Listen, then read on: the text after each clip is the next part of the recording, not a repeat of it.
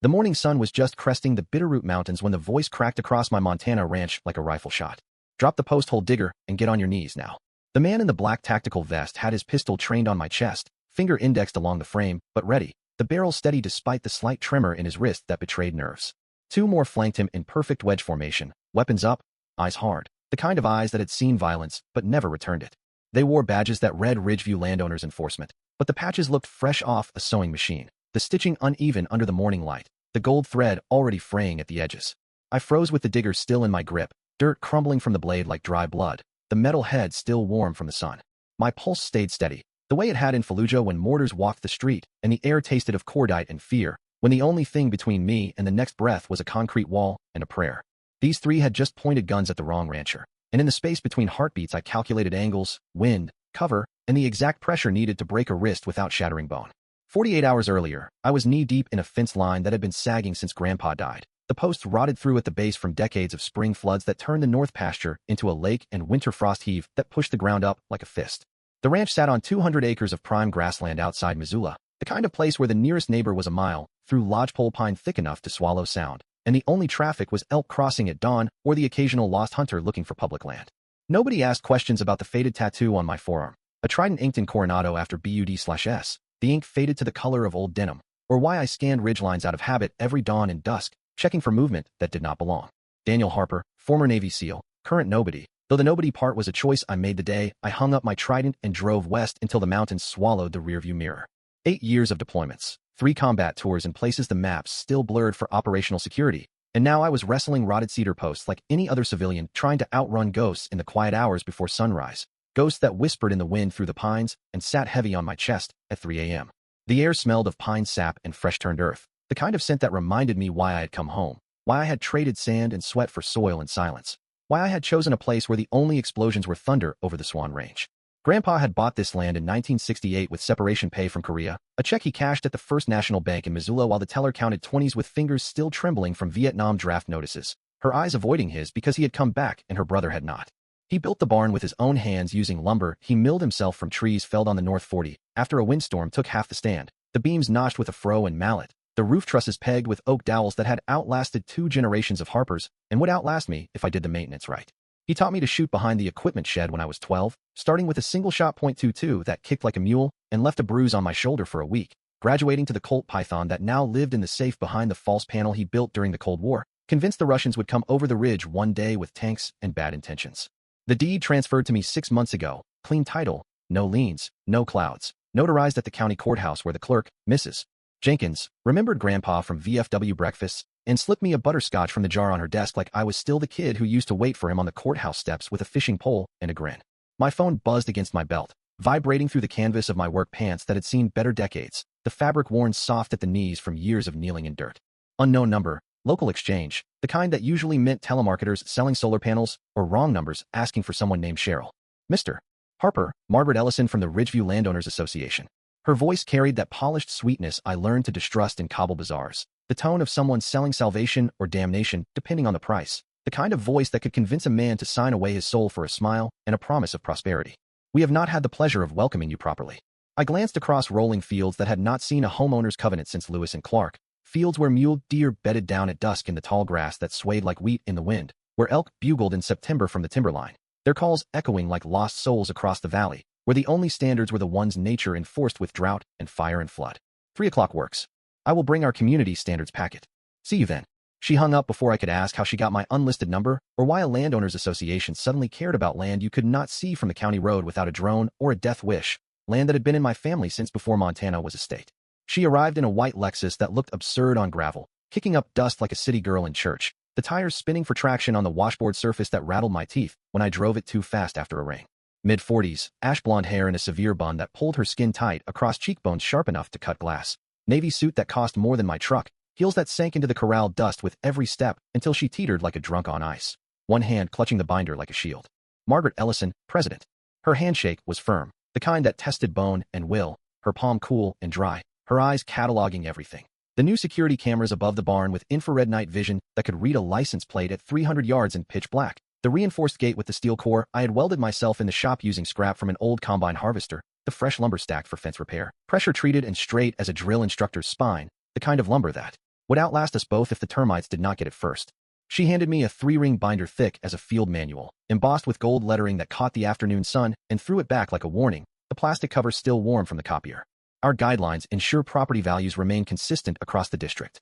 I flipped through pages of approved siding colors and Pantone swatches that looked like paint chips from a submarine, grass height maximums measured to the quarter-inch with diagrams of acceptable blade angles and unacceptable thatch, mailbox specifications down to the font on the numbers and the exact curve of the flag arm, and fines that escalated faster than interest on a payday loan from a man with brass knuckles and a smile.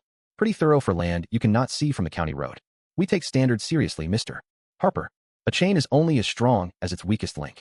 She paused beside my barn, heels sinking deeper into the dust that coated her pumps like flour on dough, and tilted her head at the camera array, the lenses glinting like predator eyes in the sun. Impressive system. Our patrol service provides comprehensive coverage. Your setup may be redundant. The word patrol landed wrong, like a round chambered in the dark, the kind of word that made my shoulders tighten and my hand drift toward the python on my hip. Just keeping an eye on things, she added, smile never reaching her eyes, the kind of smile that practiced in mirrors before board meetings and depositions and deals signed in blood. I will follow up on minor compliance items. Nothing urgent. Her car disappeared down the county road, leaving a plume of dust that hung in the air like smoke after a firefight, and the faint scent of expensive perfume that did not belong in corral air, a scent that clung to my clothes like guilt and made Ranger sneeze. That night I sat on the porch with a mug of coffee strong enough to wake the dead, brewed in the same percolator Grandpa used every morning for 50 years, the glass knob cracked but still bubbling like it had secrets to tell, and the binder open under the yellow bug light that kept the mosquitoes at bay and painted everything the color of old parchment and old lies. 17 violations already. Fence color not on the palette, though the cedar had weathered naturally for decades to a silver-gray Grandpa called honest, the kind of gray that came from sun and rain and time and told the story of every storm that had passed. Grass 2 inches past regulation, though the only thing it harmed was her aesthetic and provided cover for the quail that nested in the draws and the voles that fed the hawks. Tool shed built without permit, though county records showed it. Predated the association by 30 years and had survived 2 floods that turned the creek into a river, a lightning strike that split the ridgepole but left the structure standing like a middle finger to the sky, and a windstorm that took the roof off the hay barn but left the shed untouched like it had been blessed. Each carried a fine and a compliance fee that climbed into thousands if unpaid within 10 days, the numbers printed in bold like threats, the kind of threats that came with smiles and handshakes. I found the tracker taped inside the binder's back cover, a black disc no bigger than a nickel, military-grade adhesive still tacky, the kind of device I had planted on Taliban safe houses in Helmand and removed from my own gear in Kandahar. I crushed it under my boot heel, ground it into the porch boards until the circuits sparked and smoked, and scattered the pieces across the corral, then poured a finger of Grandpa's whiskey over the remains for good measure, watching the amber liquid soak into the dust and carry the fragments away like secrets buried in the earth. My German shepherd, Ranger, growled low at headlights crawling the county road after midnight, his hackles rising like a warning flag, ears pinned back, teeth bared in the porch light that cast long shadows across the boards. The vehicle paused just past my fence line, engine idling, high beams off, then rolled on slow enough to count the reflectors on my mailbox, the driver window cracked just enough for a lens to glint. I memorized the plate out of habit, ran it through my phone while Ranger paced the porch, his nails clicking on the boards like a metronome, counting down to something ugly. Montana plates, registered to Secure Horizons LLC, no address, no phone, no trace beyond a P.O. box in Wilmington, Delaware, the kind of box that held secrets and shell companies. The violation notice arrived at 7 sharp the next morning, delivered by a courier in a pressed uniform that screamed rent-a-cop, polyester shirt tucked too tight over a gut earned from too many stakeouts and not enough foot patrols, badge polished to a mirror that reflected my face back warped and tired. He photographed my front door from 3 angles, handed me a certified envelope with gloved hands that trembled slightly, and left without a word, boots crunching gravel like he owned the place but knew he did not, his eyes avoiding mine like he had seen what happened to men who looked too long. Inside were drone photos taken at dawn, GPS stamped, high resolution enough to read the brand on my coffee mug and the serial number on the barn camera, the images sharp enough to count the stitches on my work gloves and the gray in my beard. My daily routine mapped like an enemy compound, 5:47 a.m. Feeding horses in the east corral with the sun just kissing the ridge and the steam rising from their backs, 6:12 a.m. Checking perimeter cameras from the porch with coffee steaming in the cold and Ranger sitting at my feet, 7:03 a.m. Splitting kindling behind the house with the maul Grandpa sharpened every spring until his hands shook too much and I took over. The bill, $3,000 for grass, fence, mailbox, and the shed, the numbers printed in red like blood, the kind of blood that came from paper cuts and broken promises. I called the listed number. All disputes must be handled in person at our Billings office by 5 today. Billings was 4 hours round trip through mountain passes where cell service died in the shadows of granite cliffs and elk crossed at dusk in herds that could total a pickup if you were not paying attention. Late fees $50 daily. They were making compliance painful by design. counting on isolation and inconvenience to break resistance the way water breaks stone over centuries. I ran the courier truck plate through an old contact still owed me favors from Ramadi, a former intel officer now working private security in Bozeman who answered on the second ring with the same gravel voice that had called in airstrikes and saved my team more than once. Vehicle registered to Secure Horizons LLC, a Delaware shell with no employees, no office, no history beyond a P.O. box in Wilmington and a bank account in the Caymans that moved money like water through a sieve.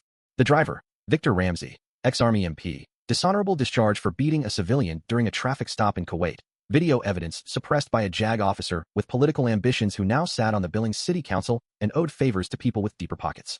His partner in the passenger seat, Leonard Brooks, assault record in 3 states. No convictions thanks to high-priced lawyers and witnesses who suddenly forgot details or moved to warmer climates with new names. Not community volunteers. Not even close. These were hired muscle with rap sheets and grudges, the kind of men who enjoyed the work and slept fine afterward. That afternoon, the same white pickup parked on the county road just outside my property line, 200 yards from the gate, close enough to watch through binoculars, but far enough to claim plausible deniability if the sheriff rolled by with lights flashing. Binoculars glinted in the sun like signal mirrors, the lenses catching light every time they adjusted focus on the barn or the house or the dog. I walked out with a thermos of coffee and a folding chair, set up in the driveway facing them, and stared until they drove off, tires spitting gravel in frustration, dust clouding the air like smoke after a missed shot that still left the target standing. They returned at dusk, slower, headlights off, engine idling like a predator scenting blood, the silhouette of 2 men visible through the windshield, one smoking, the cherry glowing like a targeting laser. Stakeout. I checked the loads in Grandpa's Colt Python, the cylinder spinning smooth as silk, the .357 rounds heavy in my palm. Cleaned the AR-15 I kept in the safe behind the false panel Grandpa built during the Cold War with a combination only 3 people knew. My birthday, his anniversary, and the day he came home from Korea, and set motion sensors to ping my phone every 30 seconds with a tone that cut through sleep like a knife through butter. Sleep came in shifts. Ranger curled at the foot of the bed, ears twitching at every coyote howl and distant engine, his breathing steady but alert. Tuesday evening they escalated.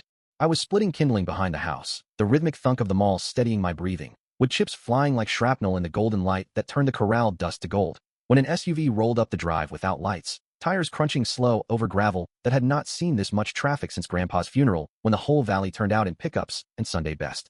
2 men in tactical gear, Ridgeview security patches sewn crooked on their vests like afterthoughts from a surplus store in Missoula, the kind of store that sold knockoff plate carriers to weekend warriors. Victor Ramsey introduced himself, badge gleaming under the porch light that flickered from a loose bulb, voice carrying the clipped cadence of someone who had once worn real authority but lost it to bad decisions. Safety inspection. I set the maul down slow, handle angled for a quick swing if needed, the weight familiar in my palm like an old friend. Warrant? Voluntary compliance check under association guidelines. His partner Leonard kept his hand near a holstered Glock, eyes darting like a man who had never been in a real fight, sweat beading on his upper lip despite the cool evening air that carried the scent of pine and coming rain. They spent 20 minutes walking my fence line, measuring distances with a laser tape that beeped every time it locked, photographing blind spots in my cameras with a phone that had a cracked screen, testing the barn door lock with a tension wrench that scraped metal on metal like nails on a chalkboard. Recon, not inspection. Ramsey lingered at the rear entrance, out of camera range, checking if the hasp could be forced with a crowbar, running his fingers along the jamb like he was pricing the job or planning the entry. When they finished, he handed me a clipboard with a carbon copy form, the paper cheap and the ink already smudging. Full compliance report due next week. Refusal triggers sheriff involvement and lien placement that could take the ranch before I knew what hit me. As they climbed into the SUV, he leaned out the window, voice low and ugly. Quiet spread, Mr. Harper. Man could vanish out here and nobody would notice for weeks, maybe months if the coyotes got to him first. The Python was in my hand before the taillights faded, the weight of it grounding me like an anchor in a storm. Sheriff Tom Grady called at 11, voice rough from too many nights on call and too little sleep, the kind of voice that had seen too much and still showed up. Word travels fast in a county this size. You file a complaint? Not yet. Consider it. We have seen this in Jefferson County, same playbook, different names. Fake associations, elderly folks who remember when a handshake was a contract, veterans who just want to be left alone. Most pay to make it stop because fighting costs more than money. What if they do not? Escalation. Property damage, break-ins, worse. Response times are long out here, sometimes 30 minutes over mountain roads where the cell towers blink out and the bears outnumber the people. I hung up and walked the perimeter with Ranger, checking for cut fences or tripwires, finding fresh boot prints near the north pasture where the grass was flattened in a perfect observation hide, the kind of hide I had used in Afghanistan to watch compounds for days. Nothing yet, but the message was clear. They were watching, waiting, planning. Wednesday morning they came in force. 2 white pickups converged from opposite directions like a pincer movement out of a tactics manual I had studied at Coronado, the drivers coordinating over radios that crackled with static. For men in tactical vests, weapons drawn, moving with the sloppy confidence of men who had intimidated grandmothers but never faced return fire, their boots kicking up dust that hung in the still air. Ramsey led, pistol up, the muzzle steady but his eyes betraying the first flicker of doubt when he saw me standing calm. "Mr. Harper, you are under arrest for violation of community safety ordinances. Hands behind your head." Leonard flanked right, Glock visible, finger itching on the trigger guard. The other two covered from the trucks, rifles up, but muzzles wandering like they had never zeroed the optics or practiced under stress.